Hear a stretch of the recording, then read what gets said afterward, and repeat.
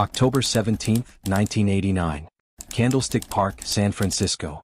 The atmosphere is absolutely electric. More than 62,000 fans are packed into the stadium, completely consumed by the excitement of the World Series. It is Game 3, a historic local matchup between the San Francisco Giants and the Oakland Athletics. High above the stadium, the iconic Goodyear blimp is providing sweeping aerial coverage of the beautiful, sun-drenched Bay Area. Across the country, millions of Americans have left work early, rushing home to gather around their television sets for the live broadcast on ABC. At exactly 5:04 p.m., sports commentators Al Michaels and Tim McCarver are analyzing the lineup when the live television feed suddenly violently distorts. A low, terrifying rumble, sounding exactly like a massive subterranean freight train, completely drowns out the cheering crowd. Al Michaels manages to say, "I'll tell you what, we're having an earth," before the screen abruptly goes black. The signal is dead. The stadium's massive concrete tiers begin to aggressively pitch and roll. In that exact fraction of a second, a catastrophic rupture deep beneath the Santa Cruz Mountains unleashes a terrifying shockwave across Northern California. It is a magnitude 6.9 earthquake. Before we step out of the shaking stadium to witness a terrifying engineering failure that crushed dozens of commuters, hit that subscribe button and like this video to keep history alive. For more than 80 years, the infamous San Andreas Fault had been ominously quiet in the Bay Area. But deep underground, incredible tectonic stress was constantly building, locking the massive Pacific and North American plates together in an invisible geologic vice. On that unseasonably warm October afternoon, exactly 10 miles beneath the Loma Prieta peak in the dark, dense rock of the Santa Cruz Mountains, the immense friction finally gave way.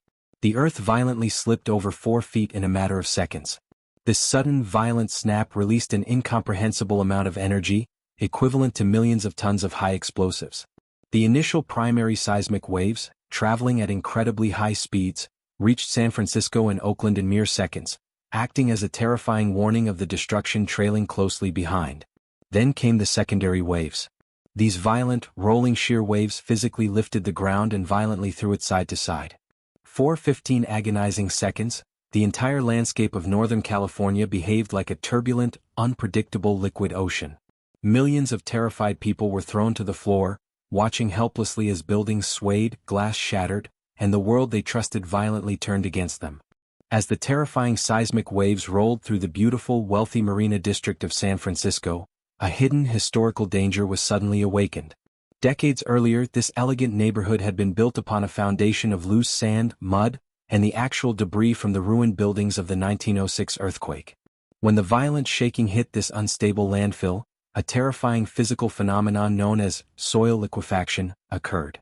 The intense vibration forced the groundwater upwards, completely stripping the soil of its strength. The solid ground literally turned into a soupy, moving quicksand.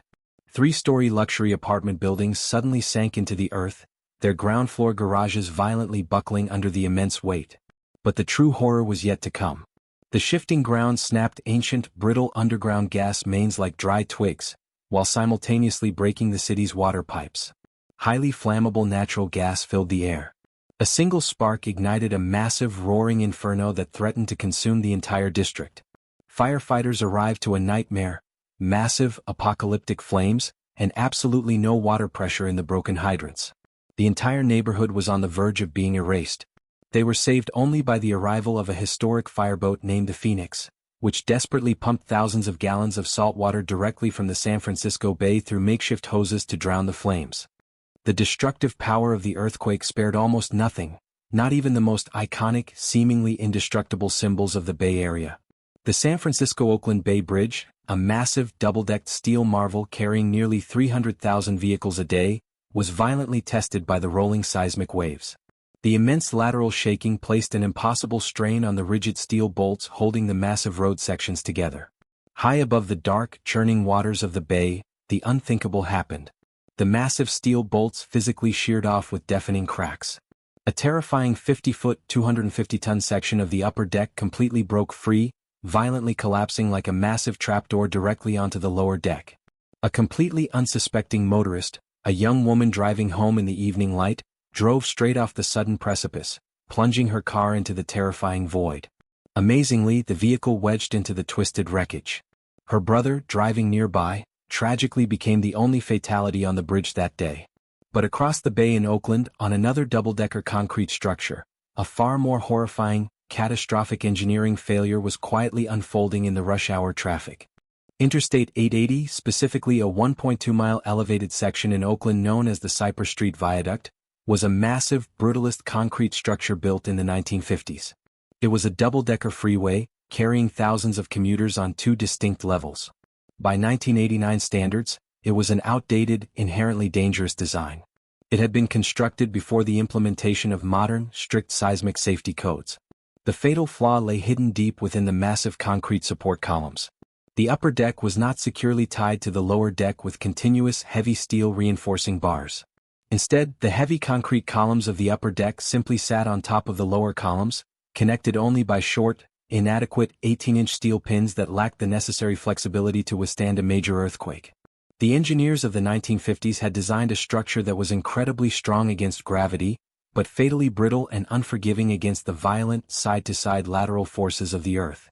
As the seismic waves from Loma Prieta violently ripped through Oakland, the soft, muddy soil beneath the viaduct amplified the shaking, turning the massive concrete freeway into a deadly, swaying pendulum weighing countless tons. At exactly 5:04 p.m., the heavy concrete pillars of the Cypress Viaduct reached their absolute breaking point. The inadequate steel pins inside the joints simply snapped under the immense shear force. What followed was a terrifying, apocalyptic chain reaction that lasted less than 15 seconds. The upper support columns violently sheared off at their bases one by one, like dominoes falling in a line. The entire upper deck of the freeway, a massive solid concrete ribbon over a mile long weighing tens of thousands of tons, began to freefall. It pancaked directly down onto the lower deck. Dozens of completely unsuspecting commuters driving home in the evening light were instantly trapped in a horrific, crushing vice.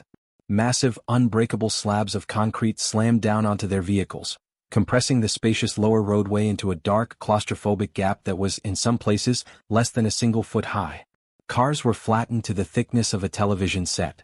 The deafening roar of the falling concrete was immediately replaced by a horrifying, suffocating silence, broken only by the blaring of crushed car horns and the desperate, agonizing cries of the trapped motorists buried alive in the dark.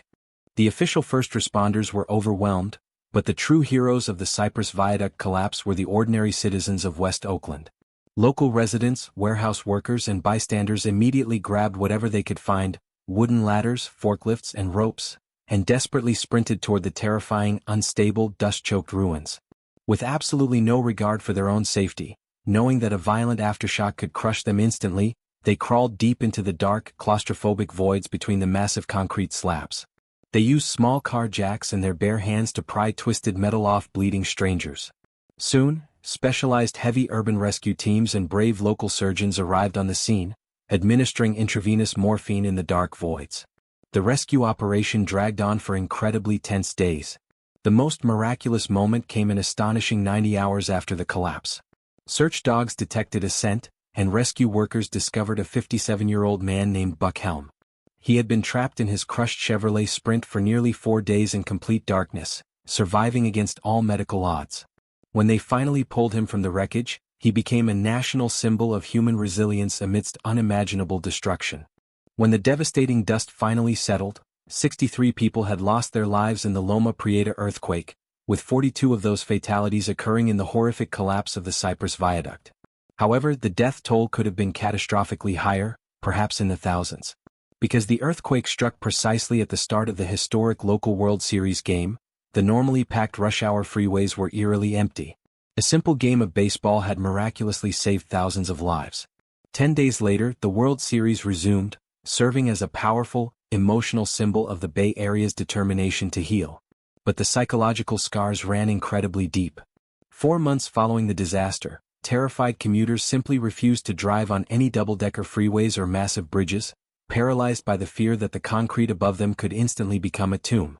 The demolition of the remaining highly unstable sections of the Cypress Viaduct took months of painstakingly dangerous work. Today, where that massive, brutalist concrete structure once stood, there is a beautiful, quiet memorial park dedicated to the victims and the incredibly brave local heroes of West Oakland who rushed into the darkness. The disaster profoundly changed California forever. It brutally exposed the fatal dangers of outdated, brittle concrete infrastructure, triggering a massive multi-billion-dollar seismic retrofitting program across the entire state to wrap vulnerable concrete pillars in heavy steel jackets. The Loma Prieta earthquake remains a chilling reminder that while we can build massive, impressive structures, nature always holds the ultimate veto power over our engineering. And seismologists constantly warn that the San Andreas Fault is still silently building pressure for the inevitable big one. Now I turn the question to you. Knowing that the state government was aware of the structural vulnerabilities of the viaduct years before the earthquake, do you believe they share the blame for the deaths, or was a magnitude 6.9 earthquake simply an unstoppable force of nature? Let us know your thoughts in the comments below. Thank you for watching America Retold, and we will see you in the next one.